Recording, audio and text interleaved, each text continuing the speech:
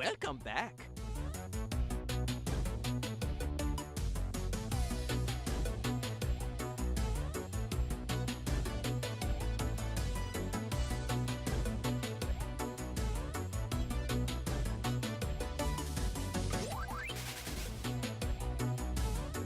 Nice.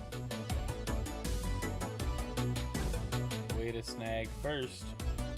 What's up, Base Guru? How you doing today, bro? Hey.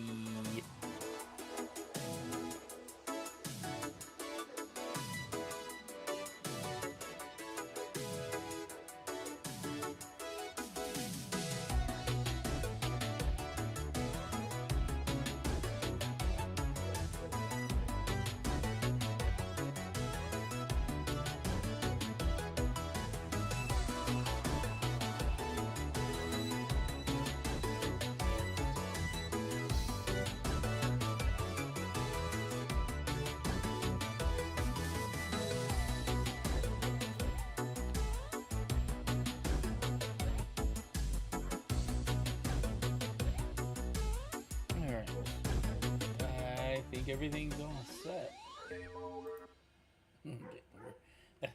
All right, never mind. We're done. The song said game over. We're out. Just kidding. All right. Well, it looks like we got another Friday of doing some game news. So that's happening. We got stuff to talk about, though. It's not like I had to scrounge for things. Like on Monday, there just wasn't much news. Starting earlier, I'll be a little late. You know what? I'll let you pick, Will. Whatever you think your head canon can be the official canon going forward. I'm good with whatever. How you doing, man? Good to see you. What's up, everybody? Welcome back to the stream. Thanks for joining last night. That was definitely an unplanned stream that we had going. But it was super fun to hop on some Pokemon Unite and play for a bit. I did get a little tilted towards the end, but it's because I played a Pokemon I don't normally play, and I did not have a good time. I also am not understanding all of the changes that were made to the game since we last played, and so some stuff was just not making sense to me. But it's all good. It's all good. We had a good time. I appreciate all the support. Chrono's never late. They start a stream precisely when they mean to. There you go. 100% what's going on there. I forgot to pull TikTok chat in, so if anybody's talking on TikTok, I'm sorry. I completely missed you. Where's the thing? I have to do the puzzle. We have to prove we're human. This is the stupidest one yet. Does anybody remember Assassin's Creed 2 with the puzzles where you had to like spin the rings to make the picture? That's the thing I'm getting every time I log into TikTok for my for the pull chat in. I'm solving Assassin's Creed puzzles to get like the extra things. I hated this. They were so fun. Some of them just didn't make sense. I was like, I don't know the picture I'm supposed to look at, so it might look right, but it's not. I don't know enough about fine art to do these puzzles. Anyway, okay, I got it going. All right, well, let's talk about quite a few things this morning. Most notable right now is Nvidia, and the AI machine will continue to eat up the consumer PC market. You thought it was just RAM, but it's actually everything apparently. So let's jump into that. We'll start with a different story first, but we're definitely talking about Nvidia today because AI is just affecting a lot of things. Did the guidebook and helped a lot with those early games, dude. I need to catch up on Assassin's Creed. I'm so far behind. I'm like probably 10 years behind now, just considering all things considered. And then they're about to re-release Assassin's Creed 4. I wish they would redo the first one, but only slightly. Just better visuals, to be honest. I guess we kind of got that with Mirage. Anyway, welcome back to the Game News Show. We got a good bit to talk about this morning. Let's jump in with our first story, though. Maybe. You know, I could just turn the screen on. There we go. And we'll make it big. Nope, wrong thing. Don't get big there. All right, anyway. Overwatch 2 canceled its story mode. Blizzard teases to lean further into storytelling and character development for the FPS's 10th anniversary. One, it's hard to believe that Overwatch has been out for 10 years. It's been around for 10 years. It feels like it fell off, and I just put it down like a few years ago, and I've off and on come back to it. But let's see what this tease is. Overwatch celebrates its milestone 10th birthday next year, and Blizzard developers making big promises about what's ahead. We know what to say about Blizzard making Overwatch promises. Believe none of them until they manifest in the game, until the proof is in the release. When asked about what the team was most excited for in 2026 in a chat with Xbox Wire, Overwatch 2 devs said they're looking forward to deepening the universe and lore surrounding our heroes. Moving beyond their functional roles in a game, Overwatch's ongoing story has only tiptoed forward, very slowly I might add, since its debut, but the team is apparently eager to take creative steps that will allow the game to lean further into storytelling and character development. I mean, that's nice considering the story mode you promised us with Overwatch 2 disappeared and got canned. Emphasis on storytelling is so notable because, as you probably remember, Overwatch 2's co-op campaign was previously scrapped, despite being announced alongside the mode that arguably justified the sequel's existence in the first place. Yeah, that was kind of my turning point with playing the game, was like broken promises, right? Like things not being followed up on that were supposed to come out, and that's also one of my biggest complaints about Halo Infinite. You know, it didn't launch with co-op, and they promised split screen, and then they didn't deliver. If there's one thing I will hold companies to task on, is making promises for future developments and then not following through with them. You know, like that's a problem I have. Like, don't lie to me. And I guess they'll argue, well, it's technically not a lie. It's like, but yeah, but you promised it, so it's like, yeah, you know. Director Aaron Keller did admit that the studio dropped the ball when it comes to story last summer, and agreed that those sick animated shorts probably need to come back before Blizzard can say it's firing on all cylinders. Maybe there's simply new animated content coming in 2026, but I have my fingers crossed for something a bit more involved dropping in the game proper. There's a real sense of momentum and optimism within the development team, and we believe 2026 will be a year where our boldest ideas come to life, the Xbox Wire statement continued, while pointing to this year's sweeping changes that included perks and stadium, which were very good changes. Inspired by the evolving landscape of the industry, we embrace the opportunity to take bold risks and focus on making impactful changes rather than playing it safe. Keller also previously stated the team's annual strategy is to start every year with a huge game-defining moment and then follow it up with a big mid-year beat. So we probably won't need to wait much longer to see what dramatic changes are hitting Overwatch 2, if any. I don't know if they're going to do some storytelling stuff. Cool, I'm here for it. I will definitely jump back in and check it out. If it's more videos, like just character animations and stuff, like sure, I like those. I enjoyed them for Overwatch. I enjoyed them for Apex Legends. I think that's a good way to keep a live service game moving forward with a story, you know. And so it's without having to involve gameplay itself, you know, you can still keep the core game moving in a direction, but you can build up on character backstories and lore and all that, and I think that's great. I'm fine with that. But the fact that they canceled the story mode for Overwatch 2 and haven't really put out anything about the characters, it's like, well, what's the deal? Like, the animations are gone. You get some stuff here and there, but it's, I don't know. It's not my cup of tea, that's for sure. Or cup of coffee, because that's what I'm drinking. Anyway. Yeah, so let's move on from this. But yeah, I hope they turn this around. Like, I would like Overwatch to kind of come back and be relevant again, but I don't know that it can with all the missteps it took when Overwatch 2 launched. I don't think they shouldn't have been Overwatch 2, and that's where I'll leave it. Moving on. All right, this is never good. Naughty Dog developers reportedly hit with mandatory overtime to finish an internal demo for its upcoming sci-fi game, Intergalactic: The Heretic Prophet. A lot of syllables. It's never a good sign for a title.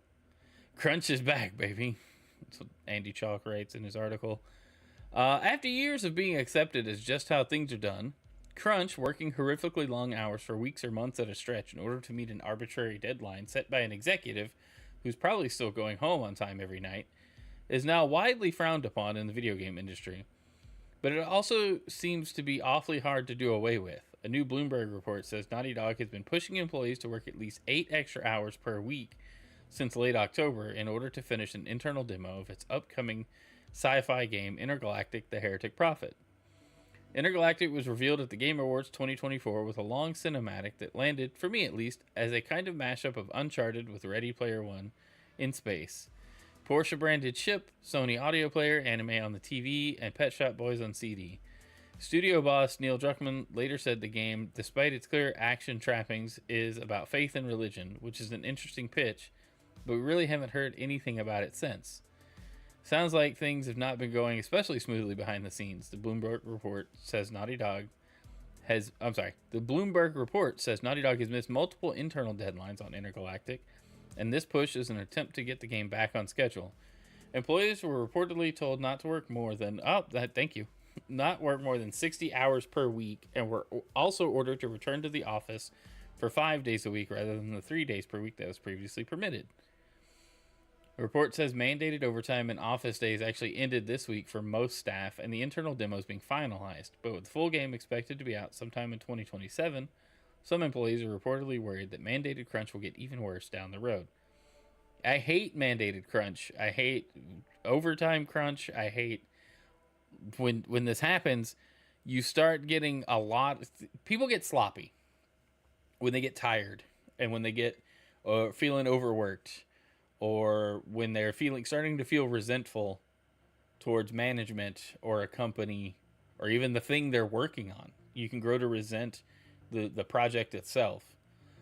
And so if it gets worse, then the game is absolutely cooked. I mean, it may sell well, it may review well, but I think you're going to have some issues that maybe get corrected in QA. But maybe stuff gets baked in that wasn't intentional, or, intentionally sabotages parts of the project. I'm not saying that will happen. I'm saying you're increasing your odds for things like that to happen that don't necessarily get caught, but could impact, the user experience in the end, right?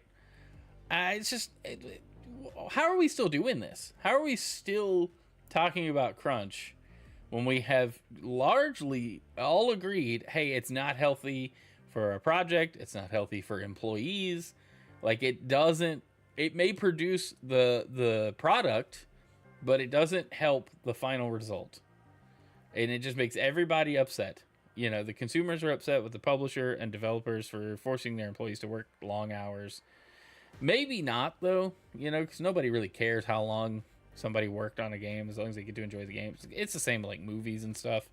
Nobody really cares. But anybody in the industry knows, and I certainly wouldn't want to work super late hours mandated because maybe something screwed up the pipeline and we got set back. Like it's a setback. Things happen, The article concludes with, this is far from Naughty Dog's first brush with crunch. An in-depth Kotaku report in 2020 alleged that the practice was common at the studio and brutal even by the standards of the game industry. One developer on The Last of Us 2 said at the time that the studio is an amazing creative environment, but you can't go home. Quality assurance lead Patrick Goss acknowledged in early 2024 that Naughty Dog has a reputation as a studio for crunching, but added that it's something we're not going to do anymore. But as we learned from CD Projekt's work on Cyberpunk 2077, no crunch is an easy commitment to make and much harder to put into practice. Which is pretty much like the big thing. I don't know how interested I am in this game. I'm always a little concerned when somebody who is very vocal about their position on social media in terms of politics and personal beliefs starts making a game about something they're maybe against or at least opposed to parts of, because it just sounds like it's going to bash on my own beliefs. I mean, we'll check out trailers and stuff and see where the game progresses. I don't know. Neil Druckmann, as a person who is active on social media, has just turned me away from a lot of Naughty Dog stuff. I just, whether or not I agreed with him, it's just he comes off as pompous and kind of anyway. But now it's like, oh yeah, and you're gonna force your employees to crunch on top of this. I'm good, bro. I hope the game works out for you, but I'm certainly not gonna be super like enthusiastic about it if the employees are having to like work a lot of overtime just because something happened, right? We don't know. We'll probably never know. Maybe after the game launches, some devs will speak up, but who knows, right? I hope the employees can either stand up for themselves, push back on it, or find better employment. You know, that's really what needs to happen. They need to just find better employment. But anyway, let's move on and talk about Nvidia. Nvidia reportedly cutting RTX 50 series production in 2026. This is our cover story, title story for this today's game news. So we'll chat about this a little longer. But the memory shortage is hitting the GPU market. A new report suggests Nvidia is preparing to cut down on production of its GeForce RTX 50 series graphics cards. According to Chinese outlet Bo Bantang via BenchLife, Nvidia is looking to reduce supply of the latest series of cards by as much as 30 to 40% compared to the first half of 2025. The report adds that this is being done due to the memory shortage for GDDR6 and GDDR7 RAM across the industry. This shortage has seen consumer prices skyrocket as AI companies buy up all of the available supply. In addition to the original report, BenchLife adds that various AIC partners and suppliers have told the outlet that the first cards to likely be cut back are the RTX 5070 Ti and RTX 5060 Ti 16GB. As of publishing, Nvidia hasn't confirmed or denied the report. Insider Gaming has made attempts to contact Nvidia for an official statement on the matter, but so far all requests have gone unanswered. Should one come, it will be added to the story. So we don't know for sure, but it's very likely this is the case because the RAM shortage is going to affect everything that uses RAM. We knew that. We've talked about that going in. It's not that much of a surprise when you look at the big picture, but this is kind of the spot we're in with RAM and the shortages. And everything kind of shifting to meet data center needs for these big AI companies. And it starts to make you wonder if it's not intentional and very cyclical of these companies to go, hey, we need more RAM. So they're buying all the RAM to build the data centers. And then they got to build the data centers, and those need, those are going to need components. And then all the companies are just kind of working hand in hand in a circle to just buy up all of the supply of essential components to make all the consumer grade like parts, which comes down to is it going to be like everything moves to the cloud situation and you don't actually get to own your hardware anymore, you just have a terminal, and then it's like, okay, so this is like the 70s and the 80s where you got to connect to like a mainframe where we're just connecting to the cloud,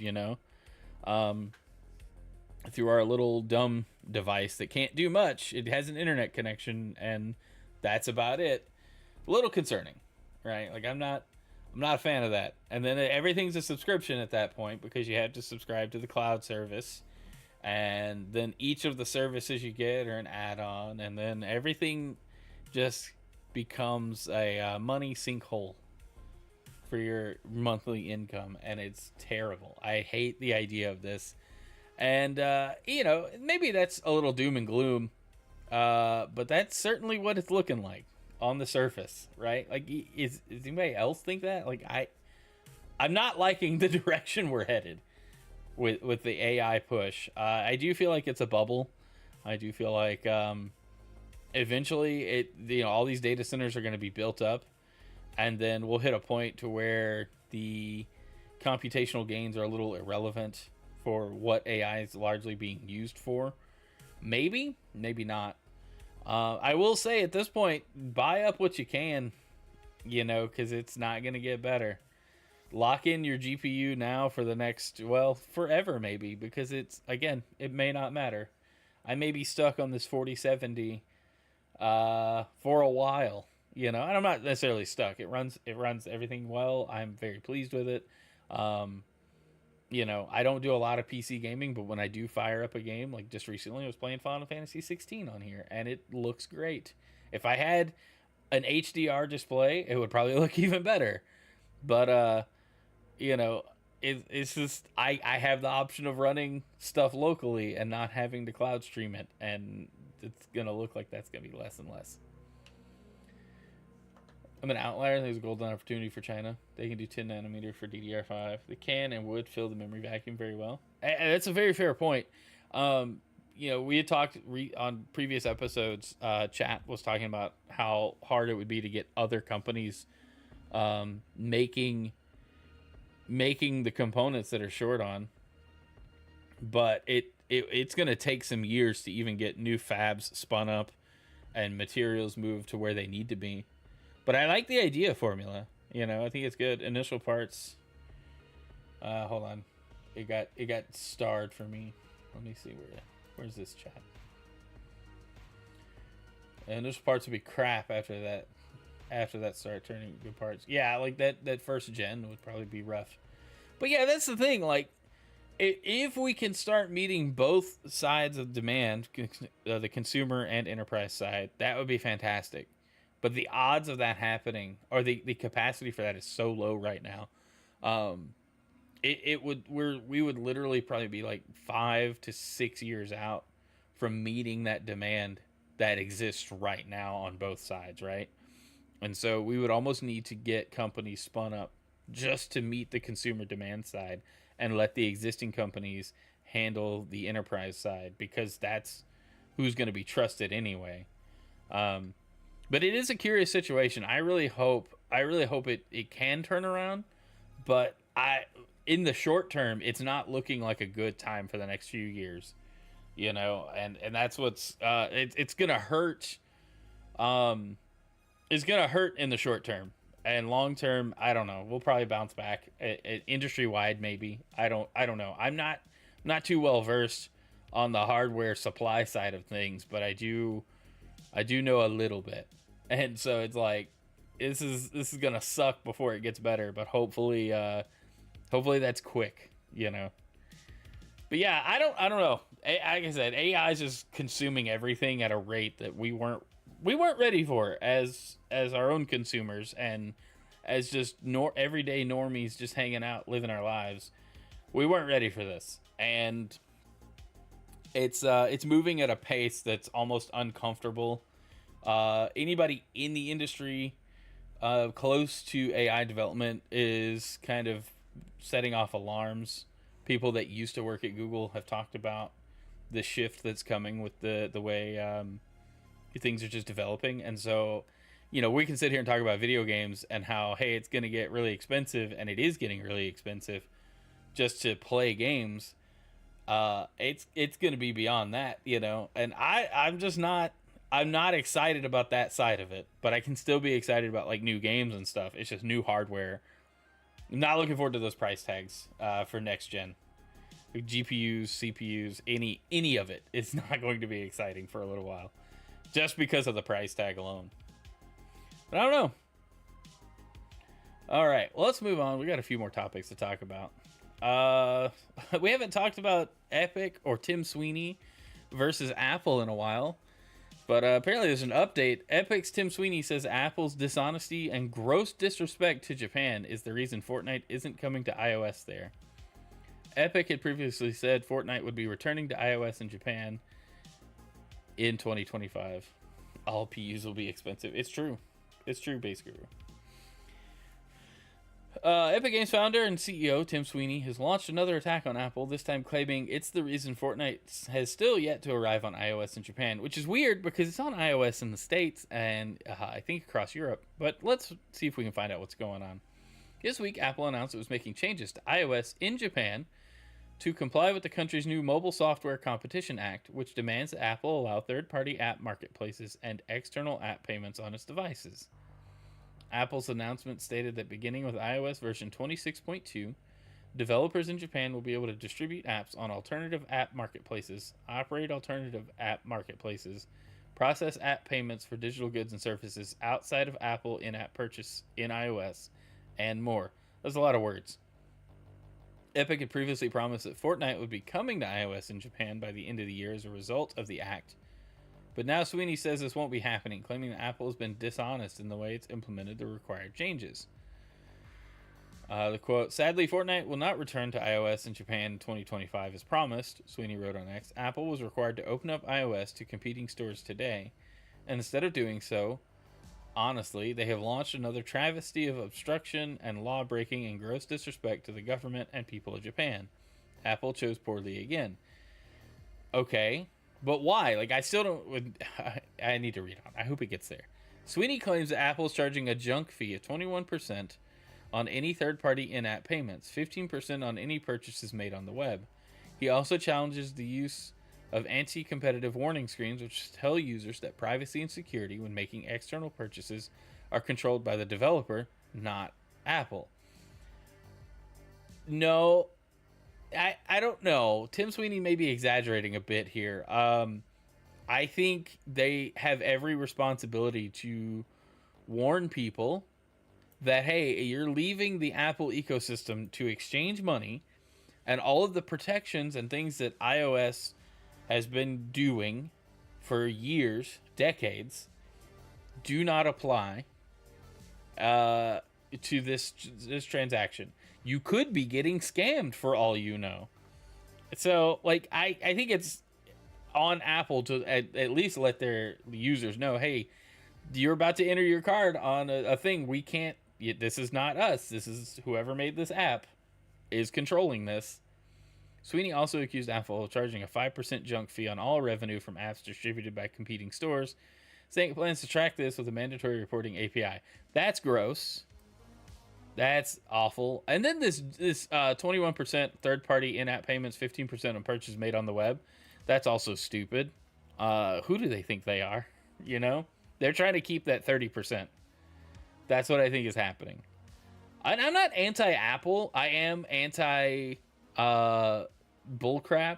You know, like a lot of Apple's business practices do suck. At a product level, Apple makes some really good hardware. I like the ecosystem.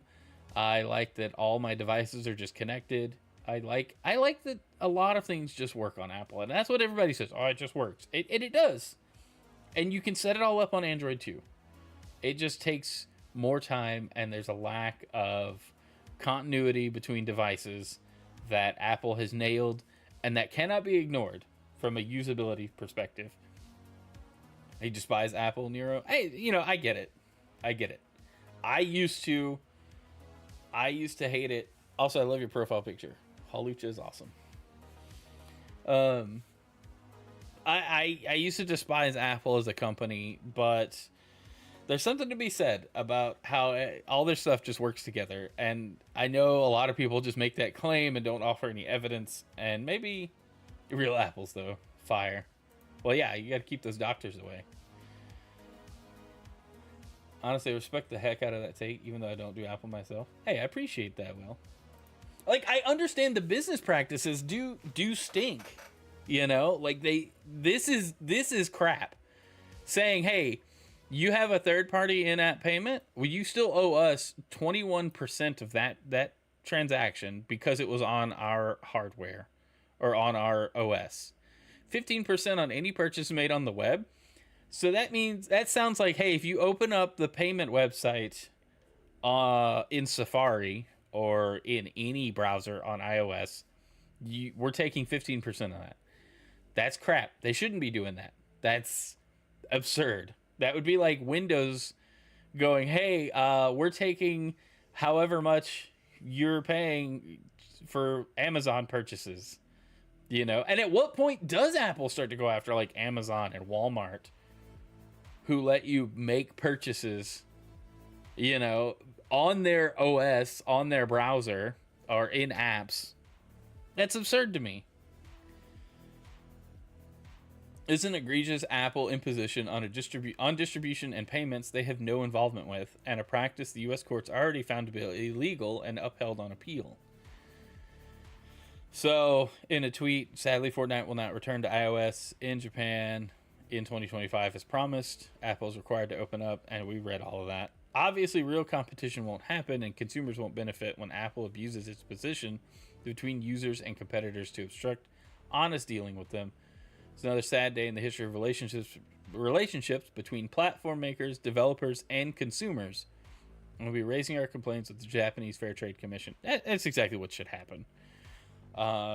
Latest chapter in the ongoing Epic versus Apple saga, which stretches back to 2020 when Fortnite publishers sued Apple for taking a 30% cut on all in-app purchases while also banning any alternative ways of making payments outside of Apple's ecosystem. Yeah, and then they got kicked, and then now they're back, sort of, kind of. Fortnite is back on iOS in the States, and iPadOS and all that. So, yeah, it's cool. You know, it's a good thing that it happened. I wonder what the market share of Apple devices is in Japan. I'm actually very curious. I'm gonna look it up. Let's see. Come on, let me type. Apple market share Japan. Apple maintains strong dominance in Japan's smartphone market, consistently leading vendor shipments with shares often around 44 to 49%. Though sometimes dipping slightly below 50% due to strong Pixel Android growth.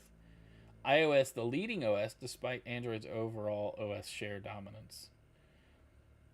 Driven by powerful marketing. Interesting. Okay, so Apple is doing well in Japan. I figured Android would be a lot higher. That's actually crazy to think about. Let's see. Apple's share internationally is very low in general. Well, apparently they've got dominance in the Japanese market as well, or at least a majority. I don't know if it's dominance, and maybe it's closer to like 50-50, but yeah, I know the North American market, like, we love our iPhones. I am an iPhone user. We just upgraded our phones to new ones. You know, I don't do the new phone every year thing. I usually pay it off, keep it for a year or two, and then it's like, oh, this is starting to show its age, or there's new features that I'd like to have on a newer phone. So I will then upgrade. But I don't do the consumerism upgrade every year path. That's nonsense.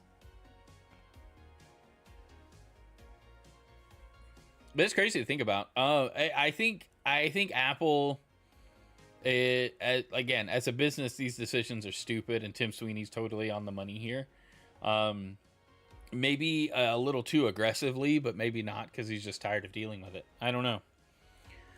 But I'm sure the Japanese government will say something very similar to what the U.S. courts have determined as well. So maybe it'll get shut down pretty quick. But we'll see. Maybe it happens. I don't know how fast the Japanese government turns around decisions like that, but maybe it'll be quick. Let's move on. All right, let's talk about Sony and Honda have announced the first car to offer PlayStation Remote Play. The Afeela 1 will let players stream PS4 or PS5 games to their car from their console. So this is interesting. And this looks like... This makes me want to throw up. I can't... I get, like, motion sick in the car real bad. So if I'm sitting in the back seat, or if I'm looking down at a screen, even in the front seat, I start to get, like, ugh. So, this picture just makes me want to throw up. Because, if, like, I can see myself sitting in the back trying to play Gran Turismo, and it's like, nope, I'm hitting the walls, and now the back seat's covered in puke. The two companies formed a joint venture automotive company called Sony Honda Mobility in 2022, with the aim being to produce battery-powered electric vehicles together. The pair will release cars under the Afeela brand, and the first production model, Afeela 1, is set to start deliveries in the California region in 2026. I want to know what this car looks like. I've never heard of it.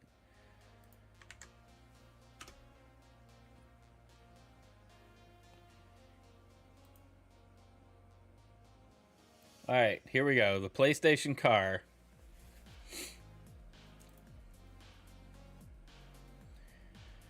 I'd like just some pictures. No, stop moving. There's too much movement. I'm getting motion sick. No, I'm getting sick of this motion. Okay, I want a look at the whole car. Media bar? Is that on the outside? Can we... Okay, here we go. It is a screen on the outside of your car. That's a bit odd, but okay. This is the PlayStation car, y'all. You can remote play to this vehicle. It was the first car to feature remote play from PlayStation. It doesn't look bad. It's kind of a neat car. Ooh, this dash, though. All right, Base Guru, if you're watching, have you seen this thing? It's got a dumb name. I don't like Afila. That sounds terrible. But I'm liking this interior. Like, pause. Like, that looks pretty sick. I know, it's not a car channel. I don't share my car interest with too many people. Not for any reason. It's just not something that comes up. I'm like, ooh, look. Let's check this out. Let's talk about this real quick. But can I play a PlayStation game in like super ultra wide resolution here? Can I use this as a DualSense? Probably not. That's probably not what's happening here. But that's a nice dashboard. The car itself looks cool. Like, it doesn't look bad. It looks sportier than I imagined an Afila to look, right? Like, the name threw me off. Hey, you good, kid? Okay. Anyway, that's your PlayStation car. All right, cool. All right, so now Sony Honda Mobility has announced that Afila cars will offer PlayStation Remote Play via the Afila in-vehicle infotainment system, allowing passengers to play PS4 or PS5 games. It should be noted that only PlayStation Remote Play has been confirmed, rather than cloud streaming through PlayStation Plus, meaning players will need to have a PS4 or PS5 console turned on at home and streaming to their car. PlayStation Remote Play users can remotely access and control their PS4 or PS5 console at home directly from their car's interface using the Afila in-vehicle infotainment system, Sony Honda Mobility said in a statement. It offers an enjoyable way for users to play games remotely from their console using an integrated display and premium audio system. Whether you're waiting in your parked car, or keeping passengers entertained on a road trip, Afila's integrated features let you enjoy the PlayStation experience right from your vehicle. Interesting. Yeah, I don't know. Let's not read the rest of it. And there's just a screenshot of the interior. But I'm very curious if this is going to be a selling point for these cars, or if it's just like they tell you at the dealership, like, you've already signed the papers, like, by the way, you can play PlayStation on this, you know? That would be funny. Interesting features. Gaming and cars, not really new per se, but definitely an expanding market. All right, let's talk about the next playground, because it just keeps coming up in the news. We're standing on a giant shoulder. Next Playground CEO says it wants to fix the problem Nintendo had with the Wii. Was the problem Nintendo had with the Wii that it was too popular? David Lee believes the subscription model favors the surprise Black Friday hit console. I don't know. It's got its own version of Game Pass. The CEO of Next has explained how it's taken inspiration from Nintendo Wii, but also wants to improve on some of the business decisions Nintendo made with it. The company grabbed headlines last month when its $250 Next Playground console got a 14% share of console sales during Black Friday week in the US. The Android-powered console features a motion tracking... What? Okay, do it in pen. The Android-powered console features a motion tracking camera similar to Xbox Kinect and offers games based on popular IP such as Bluey, Peppa Pig, Fruit Ninja, Sesame Street, Barbie, Gabby's Dollhouse, and Teenage Mutant Ninja Turtles. In an interview with the game business, Next CEO David Lee explained how the company's decision to not sell games for Next, but instead offer a Game Pass-style Play Pass, which gives access to every game in the library for a 3-month or 12-month period, was inspired by the problem Nintendo had getting casual players to buy more Wii games. One of the most important things we should do is learn from history and try not to commit the same limitations. That's why we have a subscription model, Lee said. Nintendo expanded the audience with Wii. When you expand the audience and they want different things, and they only buy Wii Fit, Wii Sports, and not many others, that's a bit of a problem. Who am I to speak for Nintendo? Nintendo obviously has a really great strategy on how they want to serve the audience, but from our perspective, we want to build something sustainable.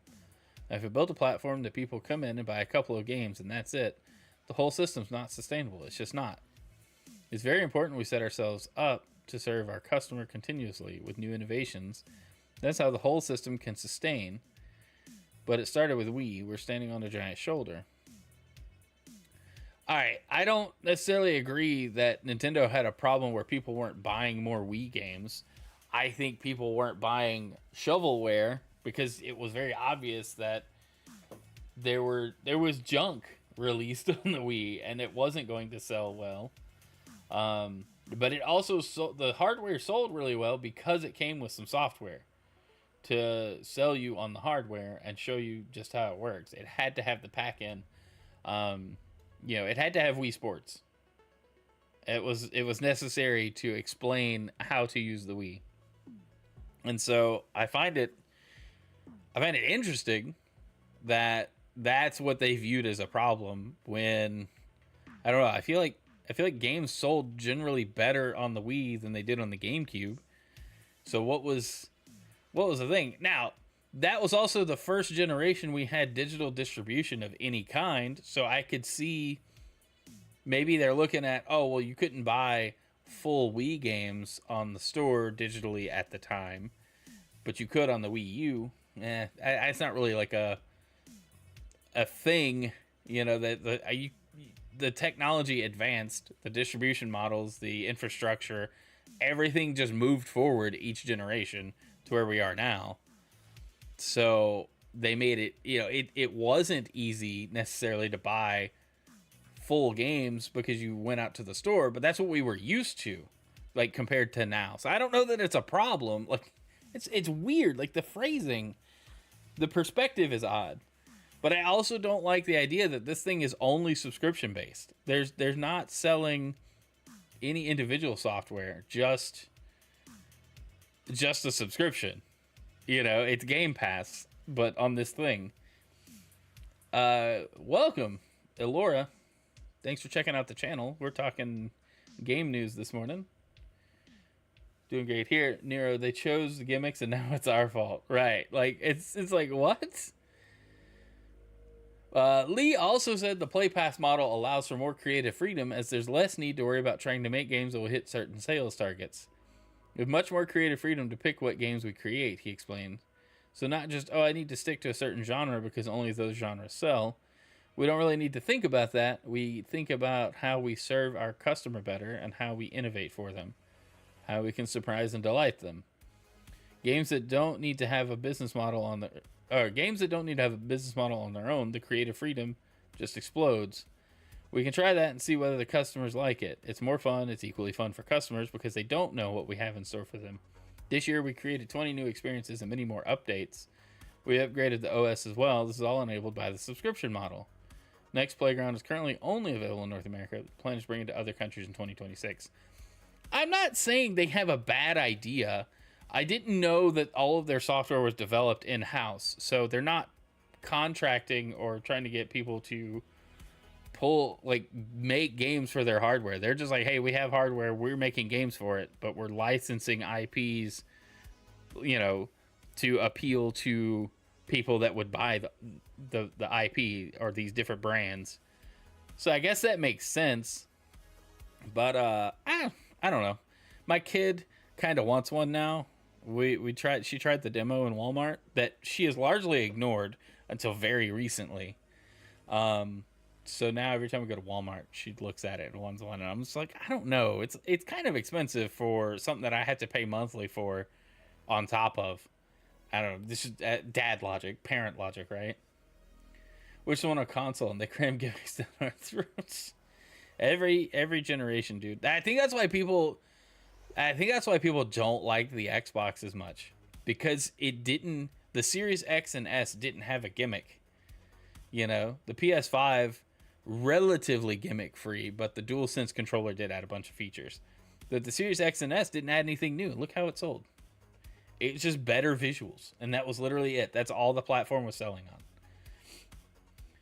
Tangy, AI is going to cause the end of gaming. I don't think it's going to cause the end of gaming. I think it's going to hurt hardware ownership in a big way, and I'm not looking forward to that future. Gaming will prevail. It's just going to be different. Hopefully we start getting games faster, but again, that may take a few years to figure out. But welcome in. Thanks for stopping by. All right. I don't know. I just thought it was interesting. This thing is still in the game news, and it's making kind of a stance for itself. All right, this is a story I was excited to see an update on. Tencent Horizon clone pulled from stores as Sony settles lawsuit. Sony and Tencent have settled their dispute over upcoming Tencent game Light of Motor Ram.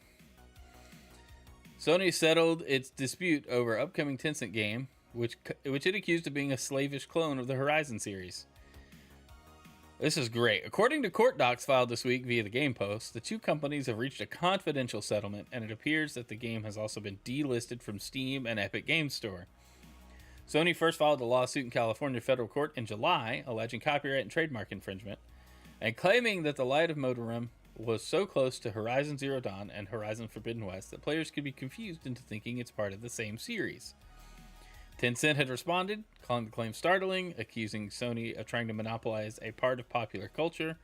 Earlier this month, it halted public testing of the game while the lawsuit played out. According to this week's filing, Sony and Tencent have now jointly asked the court to dismiss the case after a confidential settlement was agreed. The lawsuit will be dismissed with prejudice, which means that the case will be closed and cannot be brought back to court later. Notably, at the same time as the court filing appearing, Light of Motorum's product pages on both Steam and Epic Games Store were removed, potentially suggesting that Tencent could be making changes to the game. The court docs read, pursuant what's happening to our... I think we're losing it. Are we back? Are we back online? Are we okay?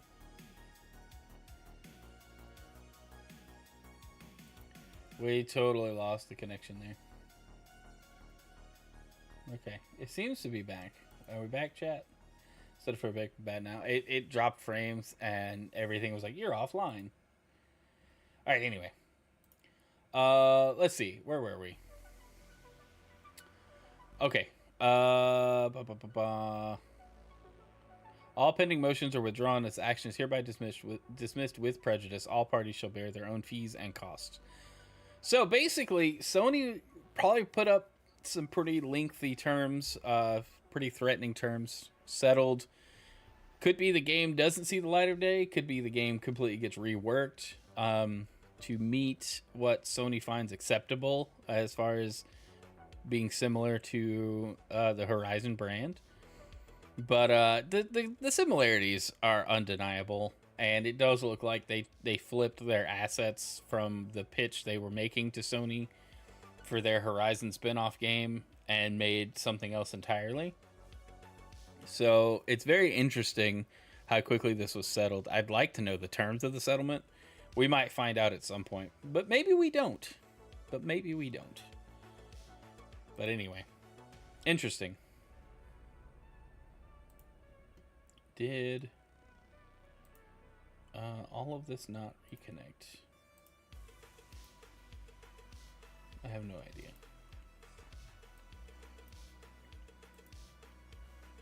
It looks like the chat didn't reconnect like it was supposed to. Let me see if I can just restart.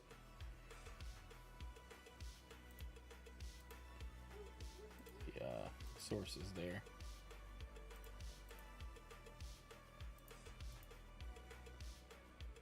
Maybe they'll show up. I'm gonna have to do a little puzzle here. No, seems okay. Okay, well, I guess we're good. I don't know. All right. Anyhow, but yeah, it was an interesting update that we were gonna see a big lawsuit play out, and now we don't seem to be there. Is the stream chat just not showing up for me? Curious enough. It does look very similar. Yeah, it's just not. It's not pulling them. I wonder why.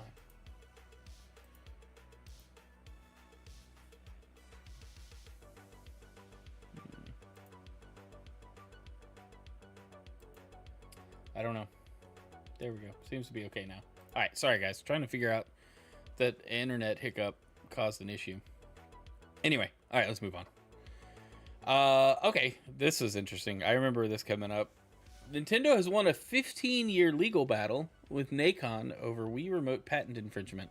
Now, the other lawsuit started earlier this summer and has been wrapped up. This one started a long time ago, 15 years ago, and has just now ended because Nintendo ain't a quitter. Nintendo's won a legal battle with Nacon over Wii Remote patent infringement 15 years after the lawsuit was filed. Back in 2010, Nintendo filed a lawsuit in Germany against Big Ben Interactive, which became Nacon in 2020, claiming its third-party Wii Remote controllers infringed on Nintendo's patents. The patent covered a game controller with ergonomic features characteristic of Nintendo's Wii Remote, as well as sensor technology, including a camera to track the sensor bar and an acceleration sensor. A year later, the Mannheim Regional Court found that Big Ben had indeed infringed on the patent, and this was fully confirmed again by Karlsruhe Higher Regional Court in 2017. During this time, the patent's validity was challenged, but both the European Patent Office and Federal Patent said it was fully protected. Meanwhile, the Court of Justice of the European Union and the German Federal Supreme Court both sided with Nintendo in 2017 and 18, respectively, as Nacon continued to appeal the decision. Now, as confirmed by Nintendo's German counsel and spotted by GamesFray, Mannheim Regional Court has finally awarded Nintendo damages of more than 4 million euros plus interest, coming to a total of just under 7 million euros. Big Ben had delayed the proceedings several times, for example, by rejecting the court-appointed expert, Nintendo's legal team said in a statement. These delaying tactics have now proved costly. The interest on the claim, amounting to 5 percentage points above the basic rate of interest, has significantly increased Big Ben's payment obligation and accounts for a substantial part of the total claim, just under 7 million. The saga isn't entirely over yet, as Nacon has now appealed the ruling to the higher regional court of Karlsruhe. But it's very interesting.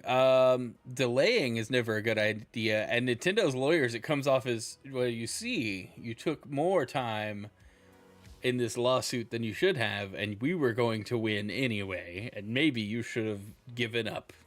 You know, but this was crazy. I didn't think this was still ongoing, but here we are. This is wild. But yeah, they're definitely appealing that. Need to see pictures if they did infringe on Nintendo's copyright. Yeah, I don't know. I'm not gonna go look this up, but this is just a crazy story. And not surprising, Nintendo's lawyers won yet again, for better or worse. At least this wasn't over piracy, I guess. Anyway, all right, let's move on. I don't know how many stories we got left. We got 2 more. All right, hardware sales and physical game spending in the U.S. just had the worst November in 30 years. So yeah, hardware and software sales in the U.S. last month just had the worst November since tracking began. That's according to the latest data from market research company Circana, which tracks hardware and physical digital software sales in the U.S. 1.6 million units of video game hardware were sold in the U.S. in November 25, which is the lowest total since 1.4 million back in 1995. Monthly hardware spending last month was $695 million, which is a 27% drop compared to last year, and the lowest hardware spend in a November in the U.S. since 2005. November is usually one of the biggest months for hardware sales due to a combination of Black Friday deals and purchases for Christmas. However, this year, the average price for a new unit of video game hardware was $439, an all-time high and 11% higher than last year, which is likely the main reason sales were comparatively low. According to Circana, the PlayStation 5 is the best-selling console in the US in November in terms of both unit sales and dollars spent. Switch 2 was second in both categories, while the Series X and S was third in terms of dollars spent, and the next Playground was third in terms of units sold. In terms of physical software, spending fell 14% in November 25 compared to 24, making an all-time low for a November since tracking started in 1995.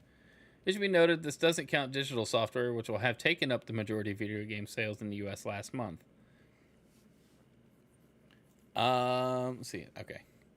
Black Ops 7 was the best-selling game of November, making it the 7th best-selling game of 2025 so far. However, Circana says the Call of Duty series suffered a double-digit percentage full game dollar sales decline compared to November last year. Asked on Blue Sky how console manufacturers could possibly lower hardware prices given such factors as tariffs and increased component prices, Circana's senior director Matt Piscatello replied, "They likely cannot and will not. And if we see sharp upticks in pricing because of components, it could potentially be catastrophic for the dedicated gaming device market," he added. Well, yes. Component supply, tariffs, and a bunch of other factors come in. Hey, Brent, good to see you. They won't be able to get those prices down, though, because of how restricted supply is for components and everything else. Very interesting to see it spending the worst, but considering that things are just getting more expensive, not that surprising. I just thought it was an interesting tidbit of information to throw in. All right. Well, let's move on to our last topic, which involves Marathon. Marathon art director leaves Bungie prior to game's release. So we got the release window, March of next year, for Marathon. But apparently the art director of Bungie's Marathon, Joseph Cross, has suddenly left the studio. Just recently, the game was announced to be released in March 26. Let's see, does it have any reason? Earlier in the day, GamePost found Destiny 2 alum has updated his LinkedIn and got rid of the present status for Bungie, showing 2025. Now, in an article from Kotaku, the outlet confirmed that Joseph Cross, Marathon's art director, has left the studio. No official comment from Joseph Cross or Bungie has been made as of writing. While unclear why Joseph left Marathon, there are a few different possibilities. One could be that his work was simply done and his direction wasn't needed anymore. Another possibility is that he just didn't want to continue working at Bungie. The Destiny studio has been in hot water recently with several lawsuits and less than stellar sales. Either way, it's likely, if true, that a new art director will be named soon, especially coming up to its March 26th launch window. I think just all the heat that the company is under for the plagiarism and then just the pressure to get Marathon out the door, pressure to get Bungie, like Sony's pressure to get Bungie to, be profitable and not constantly being criticized of plagiarism, I guess, might be a good idea. But I don't know. It's just interesting nonetheless. But the timing's odd, that's for sure. But anyway, well, that does it for the game news. So I appreciate you guys being here. Tangy, thanks for hanging out. Sony better get to working on data centers. They all need to work on data centers, to be honest. YouTube administration, what's up? Thoughts? A quad 3090 system versus 2 times clustered DGX Spark. I don't know. What is it for? Are you just hooking up components for funsies?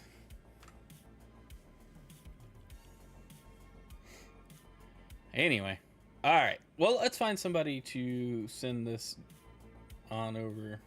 Where's my tab? General LLM chatting and image generation.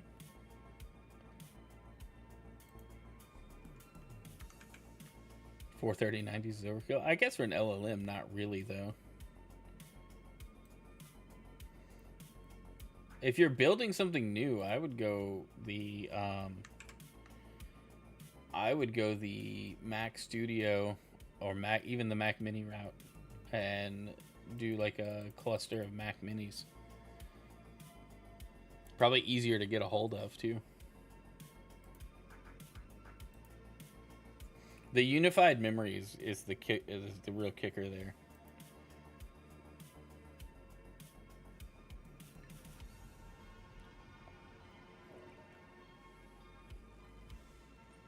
All right, who are we sending this to? Trevor's still doing his subathon. Let's send it to him.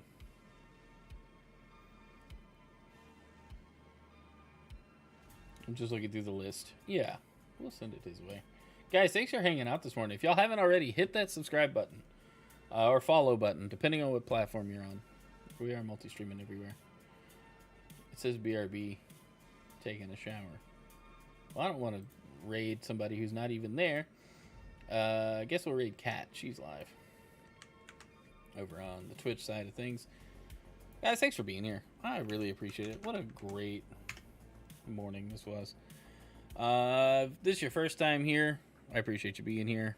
Hit that follow button or subscribe button, depending on what platform you're on. If you are a long-time person here, I appreciate you nonetheless. Very thankful for you guys. How about us? Yeah, I could redirect, but nobody is live that I would normally redirect to. It takes so much work to do a redirect as well. I do like that YouTube's been making some better changes for the live space. Let me see if I can find something. But I have to like go into the edit and then go to the description. And you have to go like all the way down to redirect. All right, who are we redirecting to?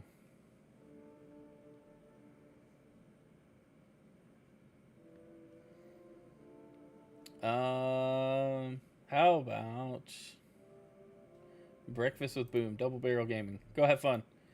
Dude's awesome. All right, you guys have a great day. Love you. Hope to see you over the weekend. Sunday night, we'll probably be streaming. Next week is Christmas, so the schedule is going to be weird. But if I don't see you Sunday night, I hope to see you on stream at some point. We'll see what's going on next week. I got to figure out a plan. But love you. Thankful for you. Y'all have a great day. See ya.